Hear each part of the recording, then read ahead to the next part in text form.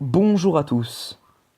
Le bâillement est un réflexe qui existe non seulement chez l'être humain, mais aussi chez tous les vertébrés. C'est un comportement bien connu et fréquent.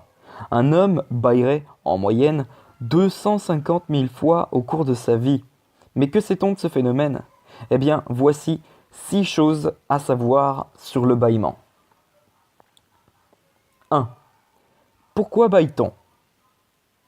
Jusqu'au siècle dernier, on pensait que bâiller permettait l'oxygénation du cerveau, mais cette théorie a par la suite été écartée. En fait, le bâillement serait déclenché par une augmentation de la température du cerveau qui se produit souvent lorsqu'on est fatigué, qu'on s'ennuie, qu'il fait chaud ou encore qu'on est malade. Bâiller a un effet thermorégulateur qui nous permet de retrouver de la vigilance. Concrètement, bâiller augmente le flux du sang artériel et permet un flux du sang plus frais au cerveau. 2. Un bon bailleur en fait bailler 7. On l'a tous déjà expérimenté. Lorsque quelqu'un bâille, on bâille. D'ailleurs, vous bâillez peut-être quand je parle de ça en ce moment. Pour certains chercheurs, il s'agit d'empathie, la capacité à éprouver ce que ressent un autre individu. En effet, si notre cerveau se réchauffe et que nous perdons en vigilance, peut-être que ça concerne aussi les personnes autour de nous. Bâiller et donc faire bâiller permet de dire au groupe de rester vigilant pour ne pas se faire prendre par surprise par une bête sauvage. Il a d'ailleurs été démontré qu'un de nos proches est plus susceptible de nous faire bâiller qu'un inconnu.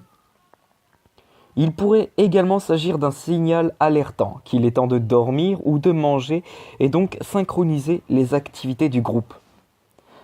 À savoir, ce mimétisme est propre aux primates. Les autres vertébrés bâillent, mais ne font pas bâiller les autres. 3. On est moins sensible au bâillement en vieillissant. Avez-vous remarqué que les bébés bâillaient beaucoup?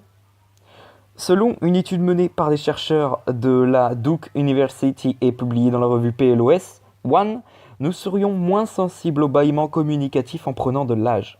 Ainsi, les moins de 25 ans sont plus réceptifs que les 26-50 ans, eux-mêmes plus réceptifs que les plus de 50 ans. Si on ne sait pas vraiment pourquoi, cette étude suggère que la contagion du bâillement n'est pas seulement liée à l'empathie, puisqu'on ne devient pas moins empathique avec le temps. 4.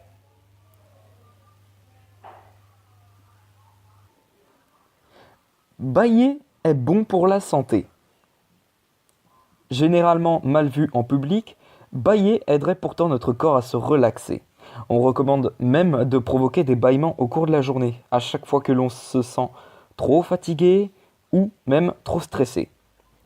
Une méthode qui n'a pas son pareil pour nous détendre et libérer des tensions. 5. Il existe un lien entre bâillement et sexualité. Chez certaines espèces animales, le mâle dominant bâille plusieurs fois bruyamment avant de s'accoupler. Chez l'humain, des études ont montré que des bâillements accompagnés d'étirements sont une expression de désir sexuel pour la femme. Mais on n'a pas encore expliqué ce lien entre bâillement et sexualité. Enfin 6. La girafe serait le seul vertébré terrestre à ne pas bâiller. Le bâillement est un phénomène partagé par tous les vertébrés, à part la girafe. Ce phénomène s'expliquerait en fait par l'absence de rythme biologique chez la girafe, qui dort très peu et de manière très sporadique. Et bien voilà ce qui conclut cette vidéo sur les choses à savoir sur le bâillement. J'espère qu'il vous aura plu. Sur ce, moi je vous retrouve tout à l'heure pour une prochaine vidéo. Sur ce, je vous laisse et à tout à l'heure.